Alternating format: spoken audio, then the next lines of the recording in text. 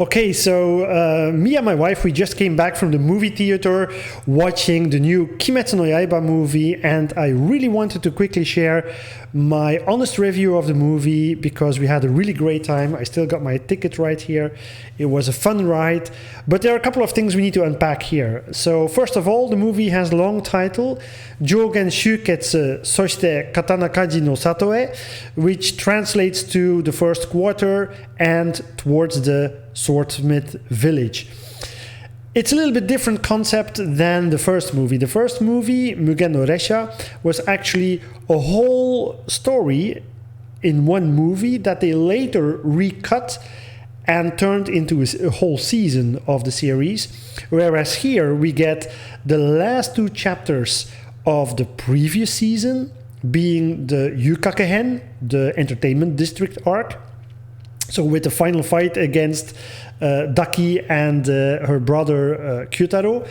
And then we get the first episode of the new season that will start airing in April of this year. Now, the first episode is actually an extra long episode, equaling the runtime of approximately 2 regular episodes. So in total, we get the length of, let's say, 4 episodes, totaling about 110 minutes, almost 2 hours. So in runtime, there's no complaining there.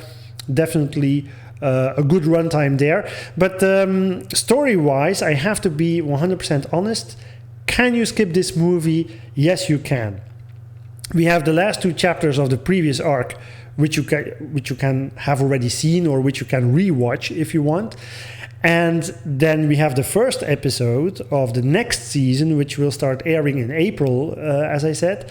So if you can wait, then you're going to see the entirety of that story just in the series. You're not getting anything extra. Now, the same was valid for the previous movie, the Mugen Resha. But here we get half of the movie being a recap of a previous season rather than new episodes. And also differently than the previous movie, you can really see its episodes that they're airing or showing on the big screen, because you can even see the ending credits of the episodes. Why? Well, simply because they had some scenes that were still running when it aired in the Yukakehen, in the entertainment district arc. The scenes were still running while the credits were rolling, so it's a little bit difficult, I think, for them to cut that out. So they left it in as is, and that really shows that it's not really a movie. It's more like a succession of episodes that you're seeing on the big screen. So story-wise, that's something to keep in mind, and people who aren't huge fans of the series, I would say, yeah, you can skip the movie. However, for fans of the series like myself and my wife, this was a very, very pleasant experience in the movie theater. I have to admit, we went to the movie theater. There were plenty of other movies playing, going from the next Avatar movie up to the new Ant-Man movie and so on, a re-edition of Titanic even. And there was just no discussion. We didn't even need time to think. It was Kimetsu no Yaiba immediately. We didn't even need to check the other movies. That's how quickly we made the decision, even knowing that what we're going to see on the big screen are things that we're going to eventually see here at home on the TV screen. Now, why go to the movie theater then? Well, the impact and quality was very different than what you see on the small screen, if I can say so, or in your living room. They remastered those 2 episodes that have already aired, as well as the first episode, extra long episode of the new chapter, Katana Kaji no Satoe, so the swordsmith village arc. And they upscaled them to 4K. I think it's an upscale, but it really doesn't show. They did a great job there. It was in IMAX. We had a very, very, very nice visual treat there. The 4K really jumped off the screen. And the colors were very vibrant, very, very vivid. The backgrounds which are always very detailed and realistic looking in Kimetsu no Yaiba, were very, very nicely rendered on the big screen. That really gave an extra dimension. Everything looked more beautiful compared to when we see it on our TV at home. So visually, it was a great experience.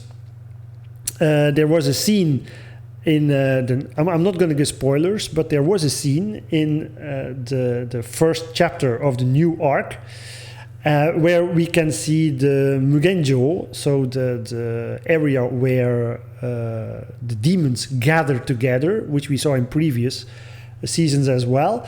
However, this time we saw much more of it, and it had a lot of dynamic movement in it. You have that weird shape with stairways and various levels or rooms all flowing into each other. That weird, almost four-dimensional space where Muzan is gathering his Oni to give them orders and to scold them mostly, and that gave a real nice effect on the big screen. So that was worth experiencing there.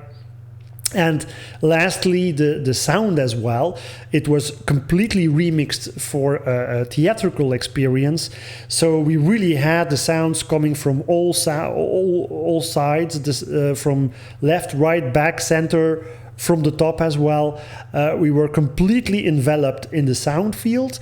And that's also something you miss at home. At home, we have a home theater setup, a 5.1 surround sound, but that was on a whole nother level. So visually and audio-wise, it's a worthwhile experience, even though story-wise you're not going to get anything that you're not going to see on the small screen.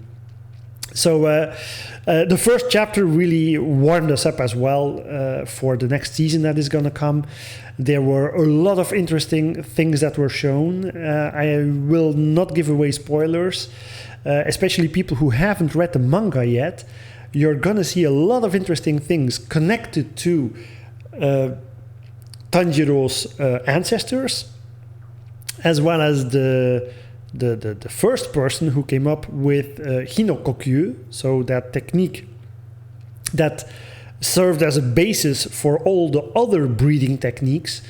So there are a lot of little hints here and there that are going to be shown. It will really entice you to want to know more about the story, more about the past, how everything came to be the way it is.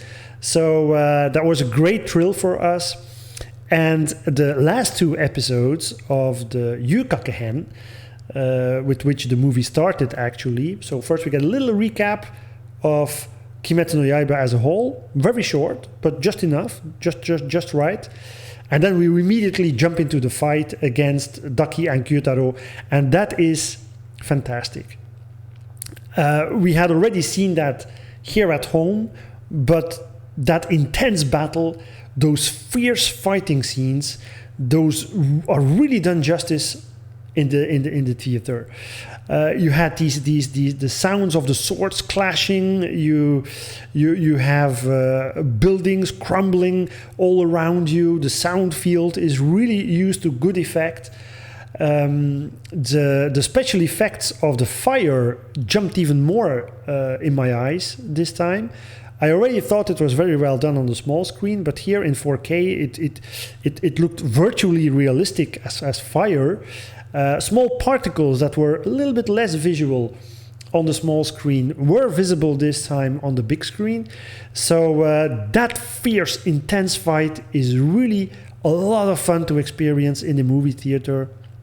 And I must say, it's a gripping story, Kimetsu no Yaiba. It's a story that grabs you by the throat. It's a story that is very heartfelt, and actually both me and my wife were shedding a couple of tears in the theater during some of the more intense scenes, both as far as the fights are going and as far as the emotional tones are going. So even though we had seen those many of those scenes before, re-experiencing them in this way gave it another dimension, and we were just grabbed by the throat again by the fantastic storytelling. It was definitely a worthwhile experience in the movie theater. So I would say for people who are fans of the series, go ahead, buy a ticket, watch the movie in IMAX. It's a great experience, and then you can rewatch it again at home. There's nothing wrong with that. I often rewatch anime series that I really like, or anime movies, so why not experience it on the big screen? People who are not fans of the series, well, you kind of need to know what happened before, in large part, so I wouldn't recommend it to people who are new to the series or who are just very casually watching it. You're not going to see anything that you're not going to see in the series itself. But for the fans of the series, it's definitely worthwhile to have a theater visit and see Tanjiro and company on the big screen. They're really jumping off the screen, and the action sequences alone, in my opinion, justify the price of admission. And then we had the next episode, the extra long episode, which was really fun to watch as well. A lot of intense fights at first, near the end of the previous arc. And then with the beginning of the next arc, we also had a couple of less serious scenes, a lot of nice gags. I could hear people in the theater chuckling out loud a little bit during some of the funny interactions with the characters. So that was really fun. But it was a great experience overall. And if anything, it made me very excited, and my wife as well, to watch the continuation of the anime series, which will be coming, I believe, beginning April. So that's something to really look forward to. If anything, it made me even more excited to watch the continuation of this great series. So yeah, if you have a chance to watch it, don't hesitate. Buy a ticket, support the anime industry in doing so, and enjoy it on the big screen. It's really worthwhile, and it will whet your appetite for the next chapter to come, which will probably again be very, very well done. The quality of Ufotable is definitely there. The animation, the audio, everything was top notch, on point. So a fun experience in the movie theater, and I'm pretty sure we made the right choice there. We probably had a lot more fun watching this movie instead of anything that Marvel puts out or that Hollywood is re-releasing. No, then I'd rather watch Kimetsu no Yaiba on the big screen, enjoying that story to the fullest, because here, conversely to what Hollywood is putting out, you get real emotion. And maybe it's weird to say that, but in movies with actual actors, it doesn't appeal to me anymore. It doesn't grab me. The writing is just too bad. I read reviews of, for example, the next Ant-Man movie. I don't think that's going to be something I'm going to enjoy. But here, you get actual, true emotion. The moment when, little spoiler for the previous chapter here, but the moment when Tanjiro was trying to cut Gyutaro's head off, and then you had Zenitsu and Inosuke cutting off or trying to cut off Daki's head. You had all of them together, really giving it their all, forcing themselves to the utmost.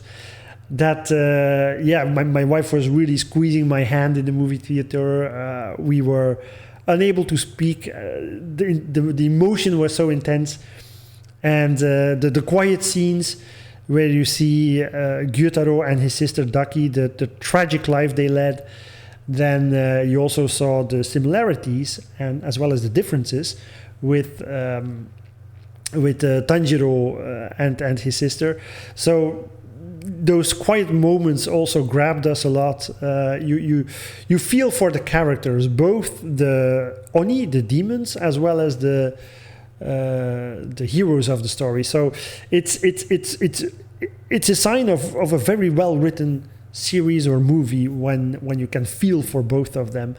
and that's definitely the case here. So give it a watch. It's definitely worth it if you're a fan. So hope you enjoyed listening to my review. If you have any questions, please leave a message below. I'll try to answer it as truthfully as I can. And I hope to see you guys in the next one. Bye! Hope you enjoyed the video. If you did, please leave a like, subscribe to the channel, tap the notification bell, and sound off in the comments. And hey, while you're here, why not check out another video?